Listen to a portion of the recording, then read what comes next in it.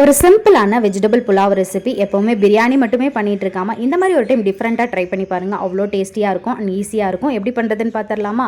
ஒரு mixie jar எடுத்துகிட்டு 4 பச்சை மிளகா, 4 பல் பூண்டு, கொஞ்சோண்டு இஞ்சி, 10 பல் அளவுக்கு சின்ன வெங்காயம், ஒரு கொத்து கொத்தமல்லி தலை, ஒரு கொத்து கருவேப்பிலை போட்டு நல்லா இந்த மாதிரி நைஸாக அரைச்சி எடுத்து வச்சுக்கோங்க. இப்போ நம்ம குக்கர் வச்சுட்டு ஆயில் விட்டுக்கோங்க. ஆயில் விட்டுட்டு பட்டை வகைகள் கூட முந்தியும் ஆட் பண்ணி அதை நல்லா பொரிஞ்சதும் ஒரு பெரிய வெங்காயத்தை இந்த மாதிரி மீடியமாக கட் பண்ணி வச்சுருக்கேன். அதையும் இது கூட போட்டு நல்லா வதக்கி விட்டுக்கோங்க.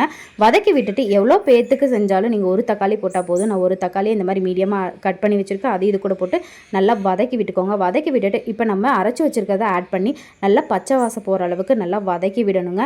நல்லா பச்சை வாசம் போயிட்டு எண்ணெயெல்லாம் பிரிஞ்சு மேலே தெரியும் போது நம்ம இப்போ வெஜிடபிள்ஸ் ஆட் பண்ணிடலாம். நான் இப்போ இன்றைக்கி வந்து பச்சை பட்டாணி, கோஸ், கேரட், பீன்ஸ் எடுத்திருக்கேன். நீங்கள் எந்த வெஜிடபிள்ஸ் வேணாலும் எடுத்துக்கலாம். எடுத்துகிட்டு நல்லா வதக்கி விட்டுட்டு மசாலாலாம் இது கூட மிக்ஸ் ஆனதும் நம்ம தண்ணி விட்டுக்கலாங்க. நான் 2 டம்ளர் அரிசி எடுத்திருக்கனால 2.5 டம்ளர் தண்ணி ஊற்றிருக்கேன். அது கூட தண்ணி ஊற்றிட்டு உப்பு போட்டு கலந்து விட்டு குக்கர் மூடி விசில் விட்டிங்கன்னா அவ்வளோ டேஸ்டியாக இருக்கும். நல்லா உதிரி உதிரியாக அவ்வளோ சூப்பராக இருக்கும். ட்ரை பண்ணிவிட்டு எப்படி இருக்குங்கிறத மறக்காமல் கமெண்ட் செக்ஷனில் சொல்லுங்கள். மறக்காமல் நம்மளோட சேனலை சப்ஸ்கிரைப் பண்ணி வச்சுக்கோங்க. இன்னும் நிறைய வீடியோஸ் உங்களுக்கு வந்துகிட்டே இருக்கும்.